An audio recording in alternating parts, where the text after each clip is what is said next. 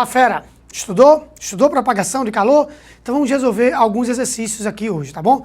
Uma ótima notícia é, nos bastidores, quando eu citei aquela aula de Biologia, Física e Química, que eu disse que talvez, basicamente, ela estaria no ar em julho, junho, a gente, quem sabe, antecipe, tá bom? Eu acho que é uma boa notícia isso aí para você. Conversando com Carlos André, com o Tiago, a gente viu que a gente pode antecipar essa aula e, quem sabe, disponibilizar muito antes no seu ambiente virtual. Então, a aula de hoje é praticamente de exercício, então eu vou ficar mais no nosso quadrinho ali, resolvendo. Então, bora lá, vamos embora. Primeira questão foi do Enem, tá bom? Na verdade, a gente vai resolver muitas do Enem, como eu disse, esse tema cai muito, tá? E diz o seguinte, vamos lá.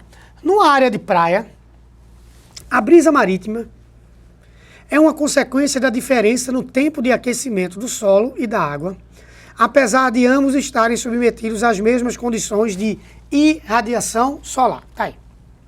No local, solo, que se aquece mais rapidamente, o ar fica mais quente e sobe, deixando uma área de baixa pressão, provocando o deslocamento do ar da superfície que está mais fria, tá?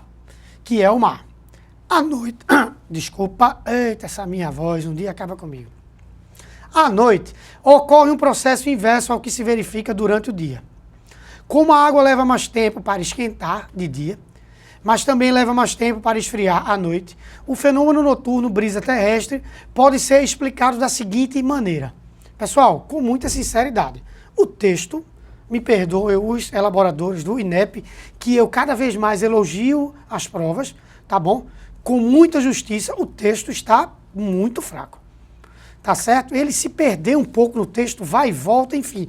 Sorte que você sabe como funcionam as brisas marítimas, porque eu expliquei, você assistiu a aula e entendeu.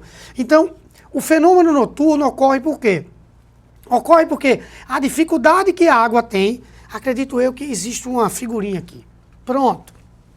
Durante o dia, o que está ocorrendo é isso. O Sol está enviando ondas, tá? Hoje eu já posso falar ondas eletromagnéticas, que estão aumentando a temperatura do solo e da água. Porém, a água ela é aquecida por convecção. A água tem um alto calor específico.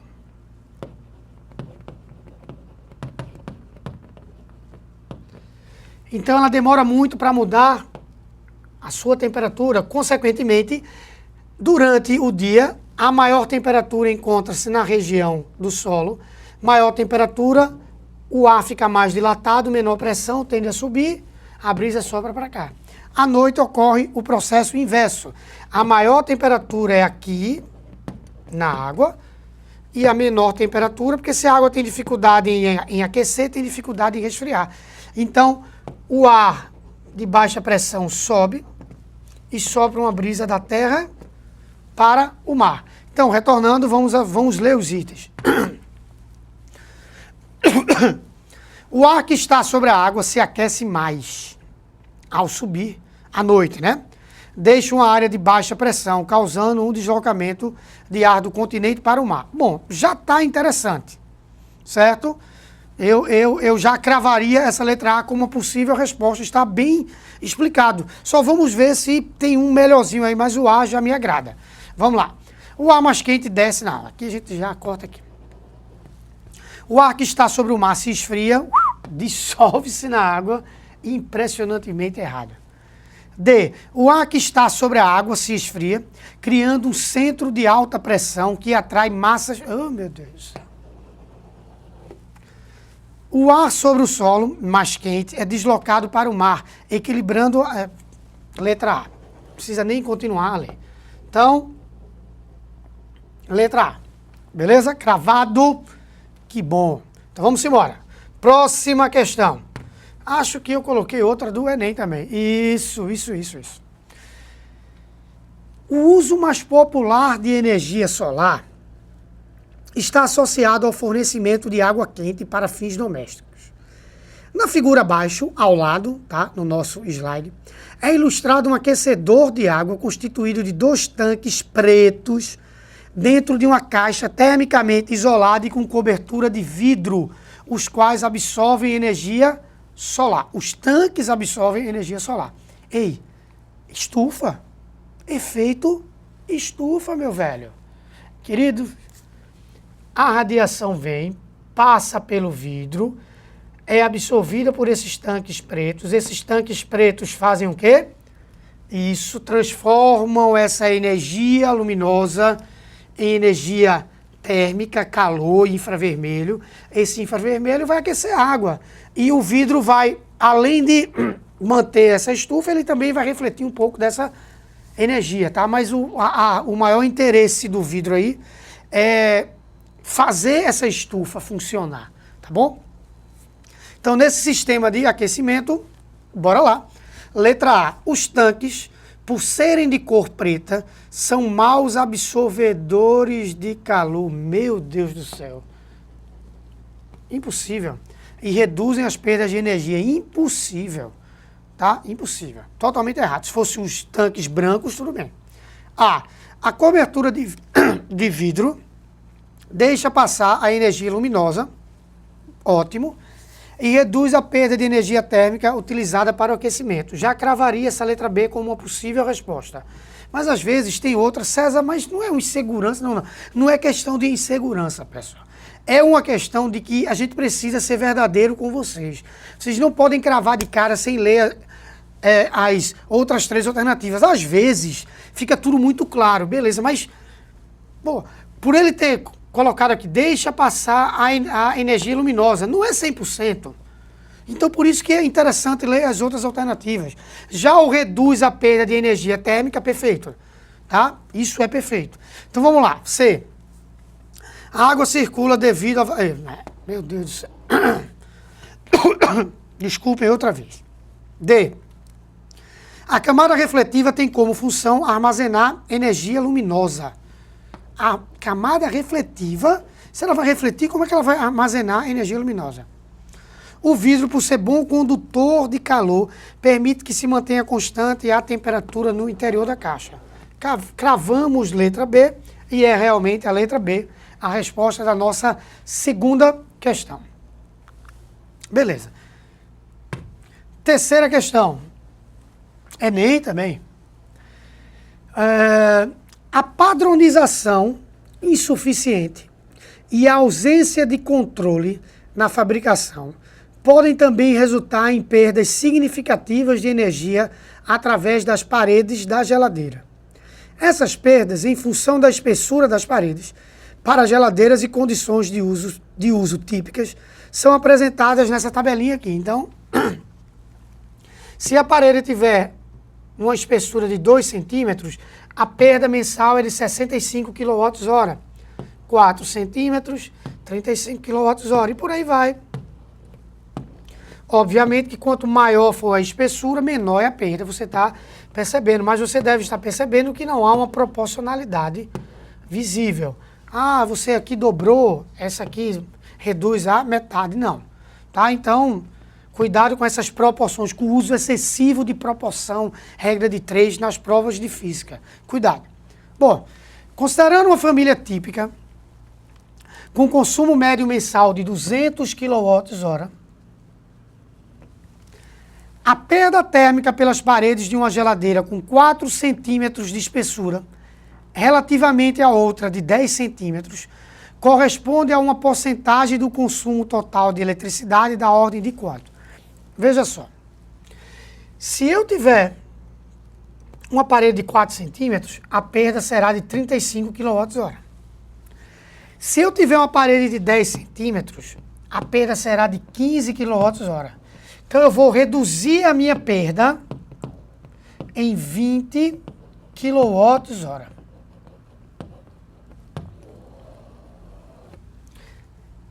Essa redução de perda, em relação ao consumo mensal, que é de 200 kWh, equivale a quantos por cento? 10%. Então, vou ler novamente a parte final.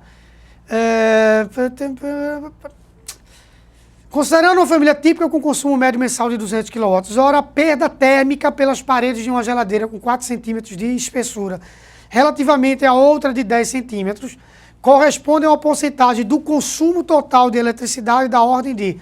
Então eu encontrei a relação entre as perdas e a relação dessa perda com o consumo total e deu 10%.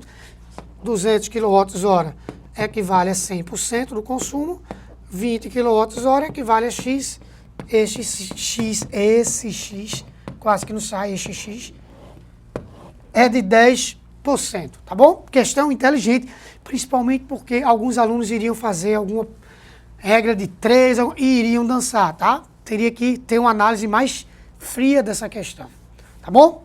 Beleza? Mais uma. Próxima questãozinha.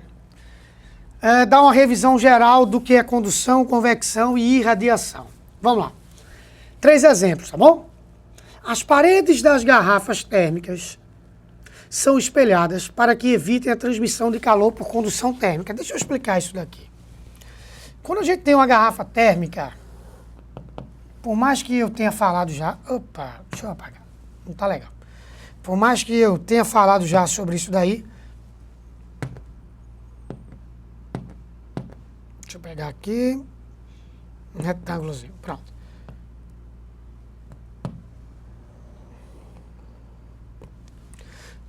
Quando eu tenho a minha garrafa térmica aqui, essa garrafa térmica, ela é duplamente espelhada. Mas ela não só é duplamente espelhada, não. Tem uma coisinha a mais nessa garrafa térmica. Veja só. Entre as duas paredes dessa garrafa térmica existe uma região de vácuo. Pessoal, e essa região de vácuo é para tentar, porque não é um vácuo perfeito, por isso que eu digo tentar, a transmissão de calor por condução e por convecção, porque essa garrafa térmica quer manter a temperatura aí constante, né? E a gente sabe que esses dois processos não ocorrem no vácuo. Então, ela tem uma regiãozinha de vácuo aqui, tá certo? Porém, ela também é duplamente espelhada. Ela tem espelho na parte interna e ela tem espelho na parte externa. Lembrando que ainda existe aqui a carcaça dessa garrafa que eu não coloquei, tá bom?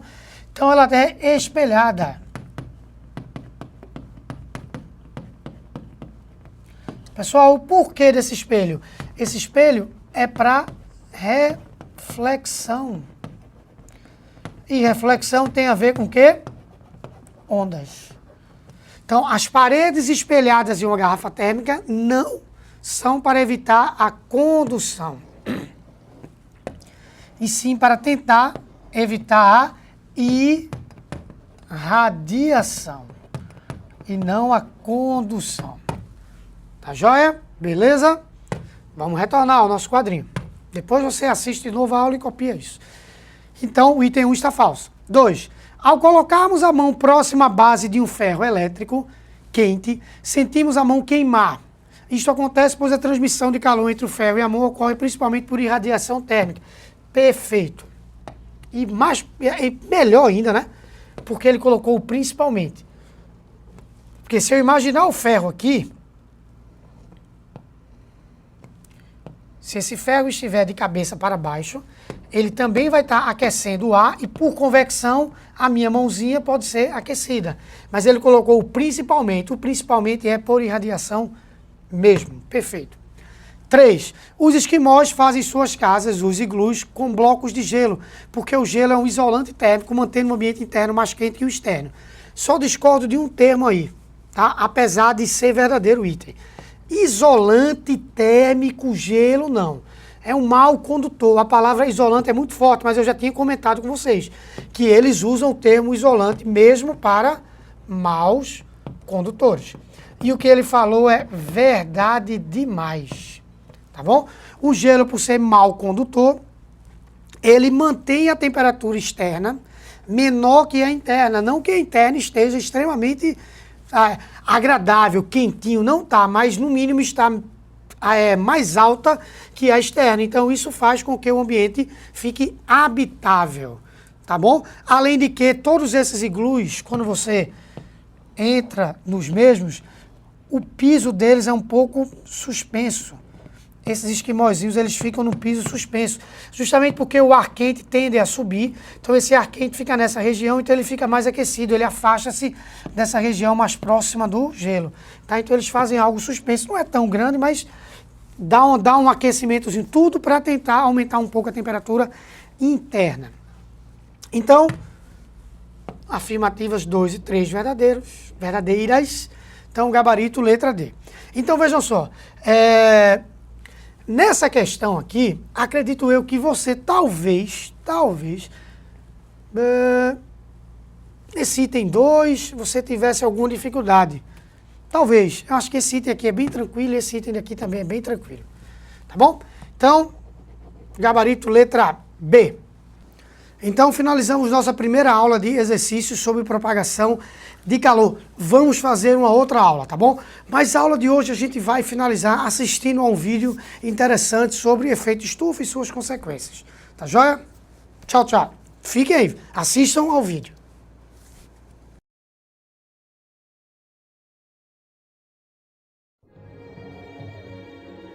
The harsh and unforgiving cold of the Arctic Circle. A land of eternal ice and sub-zero temperatures. Who could survive such a climate? Who but Ursus maritimus, also known as the common polar bear? He is waking up from a long winter's rest, safe and snug in his frosty winter den.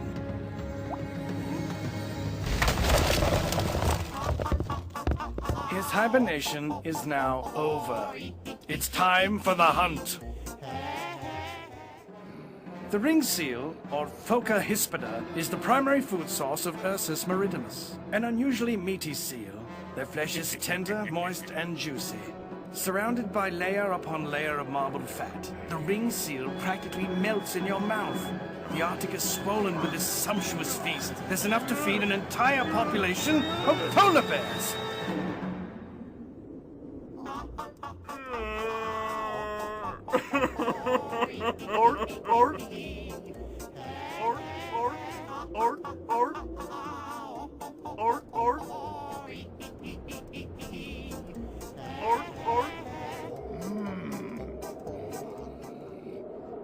Stealthily and with great cunning, Ursus maritimus stalks his prey upon the thick layers of densely packed ice.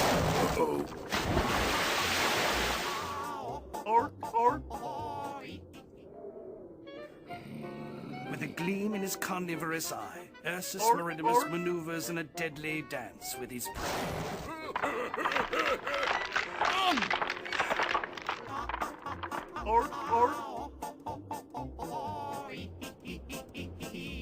Hey, not enough for you?